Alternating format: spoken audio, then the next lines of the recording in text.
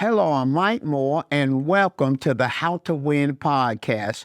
These podcasts are based off 2 Corinthians chapter 2, verse 14. It says, "Now thanks be unto God who always causes us to triumph in Christ." So good to have you with us today. I'm in my leadership edition of the How to Win, and I want to inspire you as a leader, equip you, and cause you to go to another level in your leadership stewardship. I began a new series in our last episode entitled Leadership is Not for Wimps.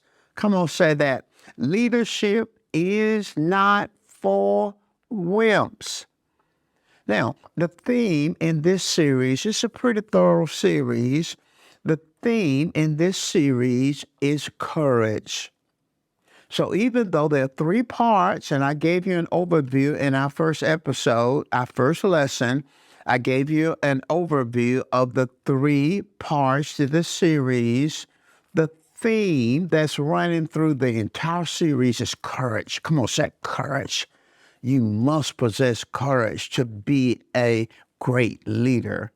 Joshua 1 verse 6, the very first part of the verse says in the New Living Translation, "Be strong and courageous, for you are the one who will lead these people." Listen at that. Be strong and courageous, for you are the one who will lead these people. I believe that that is a prophetic word to you and to someone listening to me right now. God is telling you to be strong and be courageous, for you, not someone else, but you shall lead these people. This is part 1. We're in part 1 of a 3-part series. And our topic for this part is courage, the quality every leader must possess. We're going to really get into the why of this topic today. Courage, the quality every leader must possess. This is our second lesson. And each one of these lessons, we have a subtopic, and our subtopic for today is courage to do what? Courage to do what? In our first episode, it was a question, courageous or wimpy? And we gave you characteristics of a wimpy leader, a leader who's not brave, not strong, and lack confidence. And we gave you characteristics of a courageous leader. While subtopic today is courage to do what? Mike, you said that a leader must possess courage. Your title is the quality, courage, the quality every leader must possess.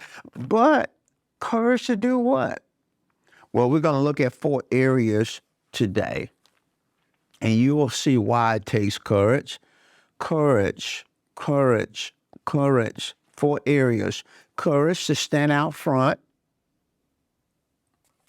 Secondly, courage to embrace responsibility. Courage, thirdly, to accept accountability. And fourthly, courage to make tough decisions.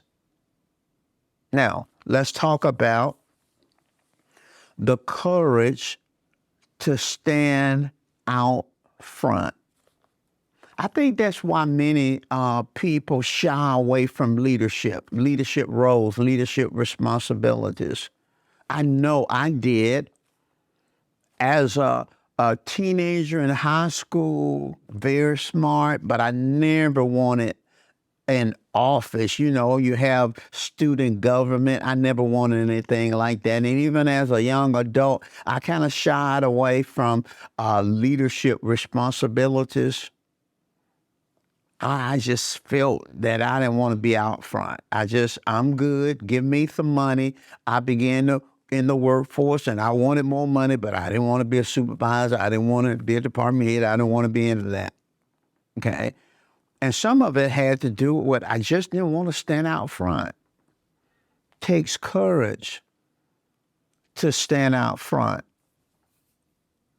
Because when you stand out front, you have to deal with the scrutiny and the criticism that goes along with it. Think about it. A leader is standing out front. Standing out front. And there's a scrutiny. That's critical examination and observation. When you're a leader, people observe everything because you're standing out front.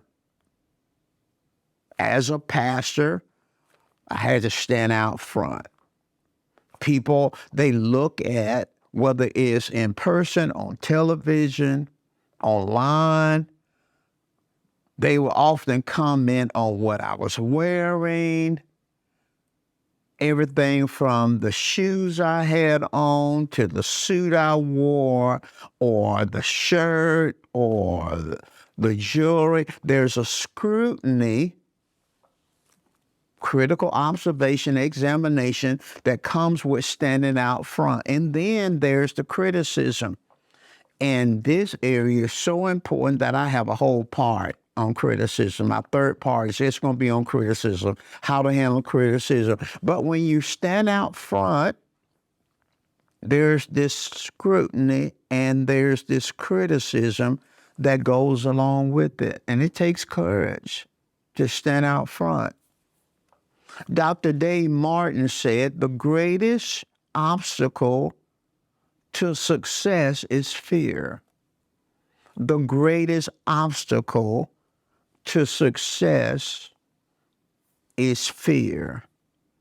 Fear of criticism, that's huge, but the fear of failure. The fear of failure is one of the biggest fears that most people deal with. I want to stand out front because I may fail. And if I fail standing out front, everyone will see it. Takes courage.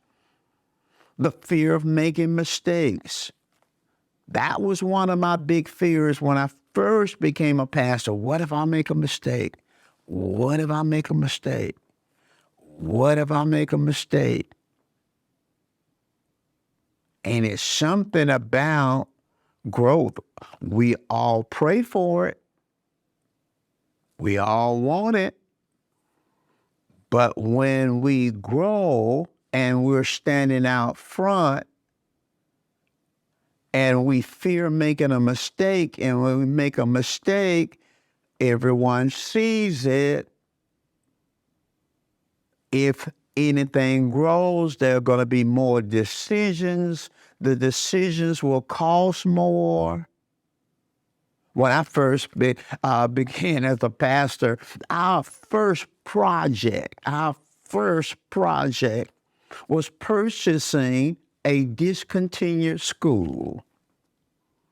And at that time, that was in the early 80s, and in that time, the school was auctioned for $25,000.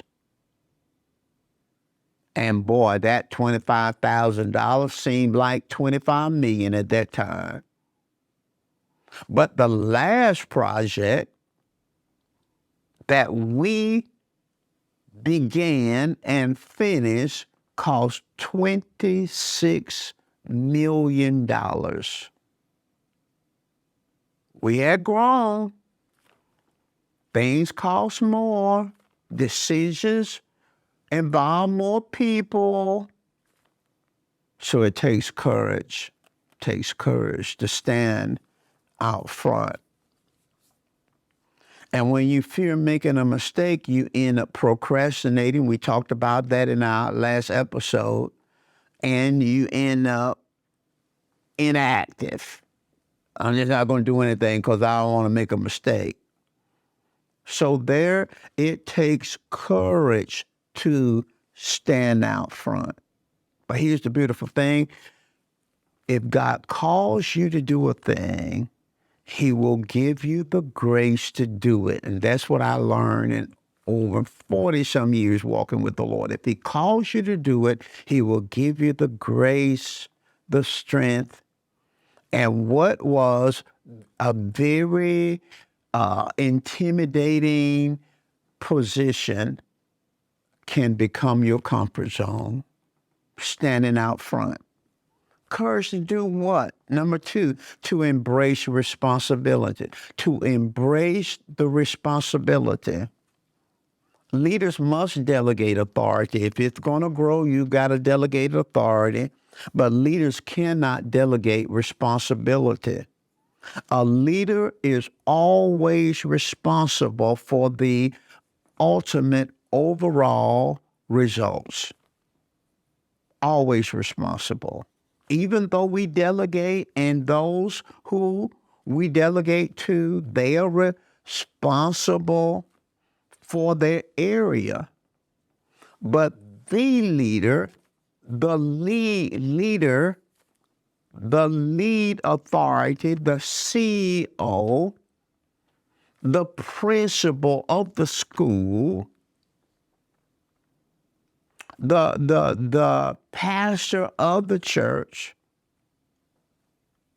is ultimately responsible for the overall results. So embracing the responsibility requires courage. Leaders are responsible for setting benchmarks, maintaining communication, assessing performance. But ultimately, the leader is responsible for the results of the organization. Pat Williams said, when things go wrong on your watch, you are to blame. Takes courage to be a leader. Courage to stand out front. Courage to embrace responsibility. But courage, thirdly, to accept accountability. To accept accountability. Well, what's accountability? Accountability is the acceptance of responsibility for one's own actions and the willingness to be evaluated and judged in terms of your performance. Accountability is the acceptance of responsibility for one's actions. That's what accountability, the acceptance of responsibility for one's actions and the willingness, accountability is the willingness to be evaluated and judged on your performance. Accountability. Accepting accountability requires courage. And there's two sides to this accountability issue. There's being accountable to others for your decisions. And I think every leader needs to be accountable to somebody. I pastored a very large church. I had a lot of authority, but I believed in accountability. We had a board of directors that I was accountable to. There was a committee on that board that determined my salary. I never determined my salary. We had an audit and a firm that audit our finances and our books every year. It was not mandated by anybody. Nobody told us we had to do it, but I wanted an outside firm to evaluate and audit us every year. Why? Because I think and believe every leader needs some level of accountability. Accountable to others, but also holding others accountable. That's the other side. being accountable, but holding others. But it takes courage. When leaders don't hold followers or staff accountable for their poor attitudes or their poor performances, they undermine their own authority. When you as a leader don't hold people under you accountable for their performance and accountable for their attitudes, and sometimes we let people get away with a bad attitude. We talk about that a little later. But when leaders don't hold those under them, whether it be staff or direct reports, when you don't hold them accountable for their attitude, poor attitude, bad performance, then you undermine your own authority. And you communicate incompetence on your part. You communicate indifference on your part. You destroy the morale of the high performers. And these high performers do care, but because you don't hold people on the team accountable, you destroy their morale. And then you tempt the high performers to come down on the level of the low performers or quit. Accountability is so very important. And it takes courage to accept accountability. And then finally, it takes courage to make tough decisions, difficult decisions. Now listen carefully, because this area of decision making is connected to courage, I have a whole nother part that I'm calling making decisions will make you or break you. Your decision making will make you or break you. I got a whole nother part on that. When I finish this lesson today, we're going to begin that next part on decision making. Criticism is so very important to courage. It's connected. When you understand how to make decisions and the framework of decision making, it increases your courage. When you understand criticism and how to handle and recognize criticism and the different kinds of criticism, it will increase your courage. But right now, as I close this second lesson of the first part, I want to talk briefly about making tough decisions. It requires courage to make tough decisions, difficult decisions. Why is that? Tough decisions are risky. Risk implies the possibility of loss, the possibility of failure, the possibility of things not working out well. And since tough decisions are risky, it requires courage. Tough decisions will be questioned. Tough decisions will open the door to criticism. That's why it requires courage. Tough decisions will carry consequences. Consequences that are unavoidable. That's why they're tough decisions.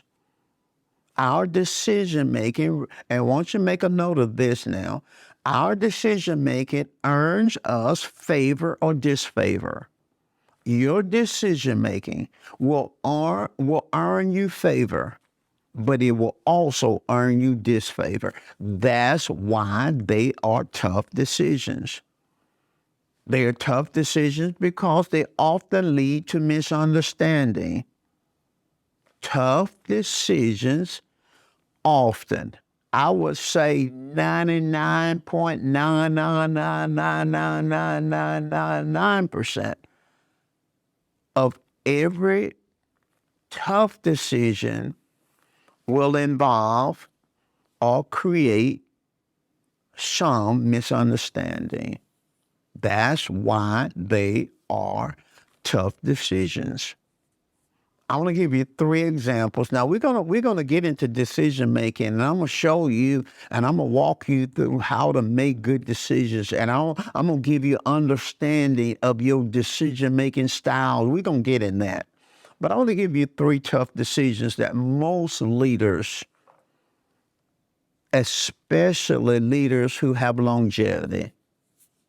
And that's what you want. You want longevity in your leadership stewardship. You want longevity.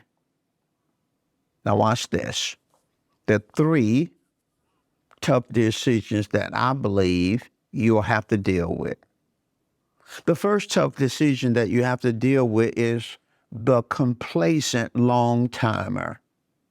The complacent long timer.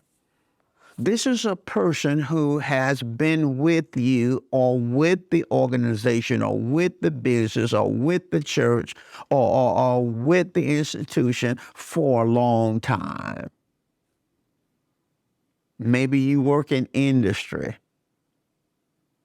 and you work alongside or work under or are involved with a long timer. This is a person who have put a lot of years there. And I think making tough decisions on complacent long timers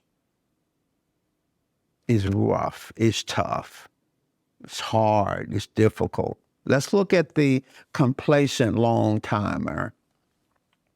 The complacent long timer is an employee or volunteer or worker or a leader who's stuck in his or her ways, just stuck in his or her ways. This is a person, the complacent long timer is an underperformer who has lost his or her passion. And this is a person not adding much value anymore. Complacent long term. They're on cruise control. Some people in organizations, in churches, they're on cruise control. This is the person who may have been working with the organization or the industry or the business or the school or the church for 20 years, 30 years, 40 years. This is a complacent long time. They're on cruise control.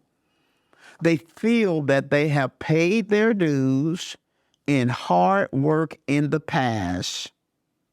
They equate loyalty with tenure.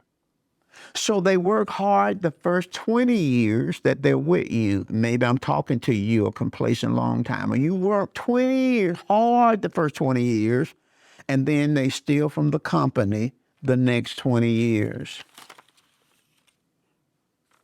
But loyalty is not just tenure. Loyalty is shown through continued contribution. You're still adding value.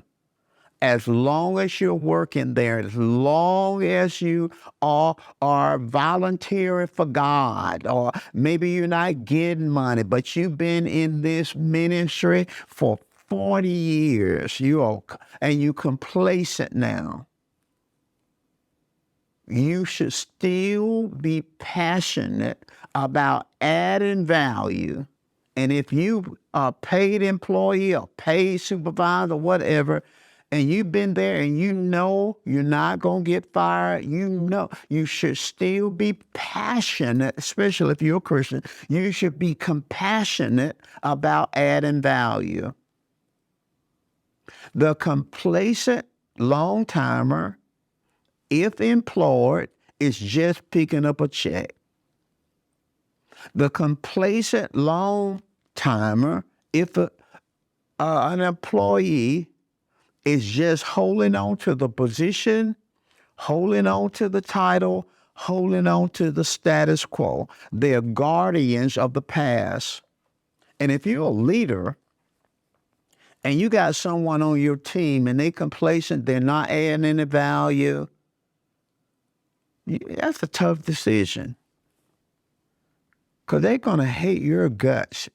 I don't know if you understand that colloquial expression, but they're going to hate you if you make a decision to move them out of the way and bring somebody in who has passion, because they're going to say, you used me for all these years and now you're throwing me away, and they're not going to accept responsibility for their loss of passion. They're not going to accept responsibility for now they no longer add value, because they're focused on the first 20 years when they worked real hard, brought much value, but for the last 20 years, they've just been holding the title, holding the position, getting the check, and they have no passion, bringing no value, and they're not, this person right now, this individual right now will not accept any responsibility because they're focused on the first 20 years that they brought value, but they're not focused on the last 20 years when they were stealing from the organization by doing nothing.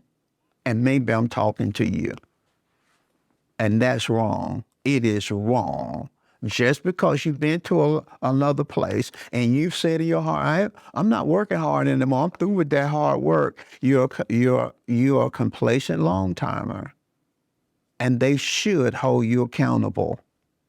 And if you get mad, you're wrong, because you're not adding the value, you don't have any passion, because you think that your tenure is loyalty, and it's not. It's not tenure. It's not necessary. It could be, but it's not necessarily loyal. Yeah, I had a deacon in my church. He was the first deacon in my church. And that man was with me a long time. I mean, he was with me a long time. Brother Spencer. That man, God spoke to him to help me, and I was just in my early 20s. That man stayed with me till he died. And he was just as passionate about service and his commitment when he died as when early in time. Now that's a valuable long timer. And you need long timers, but you need because they bring history, and they can see things, and they bring wisdom. But if they have passion, you need people who been through the struggle, who understood the tough times and went through them. You need every institution, every school, every church, everybody need long timers, passionate long timers, not complacent, not just sitting around doing nothing anymore. But those complacent ones, they are the ones that have the passion. They bring so much joy and so much pleasure and so much value to an organization. But then the complacent ones, boy, they are drag. And you have to make a decision, and that's tough. That's tough. They will hate you. Their families will hate you. And then everybody connected with them will hate you. That's a tough decision. The next tough decision that you'll experience if you're in leadership anytime is the life suckers. The life suckers. Oh, these are the people who they deliver results. Man, they can get some done. I mean, they gonna get some done. But their attitude bring the whole team down. You ever seen people on the team, or maybe you one of them, they just get the job done. They good, they know what they do, they competent, and they aggressive when it comes to getting their job done. They high performers in terms of achieving results, but their attitude is terrible. Flow level attitude, nasty attitude, arrogant attitudes, just all kinds of their attitude. That's a tough decision, because these people are culture terminators. They will terminate a culture. They'll get the job done, and they know they can get the job done, but they are culture terminators. I read this somewhere. If someone has a bad attitude, it is their fault. But if you pay them, it's your fault. And this is a tough decision because they're going to point to their work, their performance. When you make a decision on this person, you remove this person because their attitude is bringing the team down, they're going to hate you too. Because they're going to say, I got more done than this person over here. And they're going to think, I did this and look at my performance. I'm the best person on the team. I get this done. You gave me that. They will hate you because they have a blind spot as it relates to the attitude. And sometimes you can even talk to them, but because of their blind spot, so sometimes you have to make a tough decision. That's a tough decision. I tell you, probably even more tough decision. All these are tough. All of them tough. Even more tough decision is the good guys. These are the good guys. You have to deal with the good guys. The good guys is the person everyone likes. Everybody in the church like this person. Everybody in the business like this person. Everybody and the staff like this person. Everybody like this person. The good guys.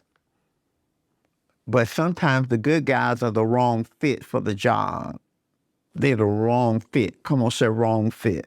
Sometimes the good guys, everybody like them, but they can't or won't do their job.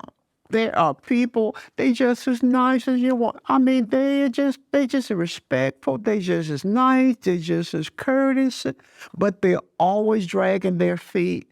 They pulling the team down because they're not doing their job. They got other folk frustrated because they are not pulling their weight, but they are good. Everybody love them. Everybody love them. Everybody love them.